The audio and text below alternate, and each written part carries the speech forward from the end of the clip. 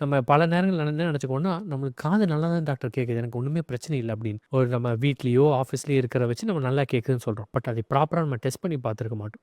So அதை ப்ராப்பரா test பண்றது ரொம்ப அவசியம். டெஸ்ட் பண்ணி பார்த்துட்டு, உங்களுக்கு எந்த காதுல வந்து நீங்க டினிட்டஸ் கேட்குதோ, அந்த காதிலே உங்களோட ஹியரிங்க்கு இது ஏதாவது பாதிப்பு ஏற்பட்டிருந்தால், அப்போ நம்ம வந்து அடுத்தது கண்டிப்பா வந்து ஒரு எம்ஆர்ஐ ஸ்கேன் பண்ணி பார்க்கறது ரொம்ப அவசியம். எதுக்குன்னு பார்த்தீங்கன்னா, இந்த உள்காதுல இருந்து மூளைக்கு போகக்கூடிய நரம்புல சில டைம்ஸ் வந்து ஒரு பினைன் குரோத், அதாவது அது வந்து சாதாரண கட்டி. அது பல நேரங்கள்ல ஒண்ணும் பிரச்சனையே பண்ணாது. பட் அந்த மாரி ஏதோ சில டைம்ஸ் இருக்கிறதுக்கான வாய்ப்புகள் இருக்கு. ஸோ அது எது அப்படி எதா இருக்கா? இல்லையா? அப்படின்னு நம்ம தெரிஞ்சுக்கிறதுக்கு, நம்ம வந்து அந்த எம்ஆர்ஐ ஸ்கேன் எடுத்து பார்த்தோம்னா, அது தெரிஞ்சிரும்.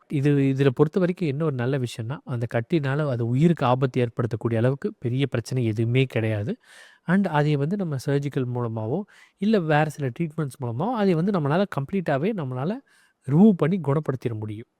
ஸோ எப்பயுமே நீங்க வந்து ஒரு காதுல டினிட்டஸ் இருக்குன்னு ரொம்ப பயப்படணுங்கிற அவசியம் இல்ல. அதை ப்ராப்பரா இன்வெஸ்டிகேட் பண்ணி அது என்னன்னு தெரிஞ்சுக்கிட்டு அதை ட்ரீட் பண்ணாலே போதுமானது.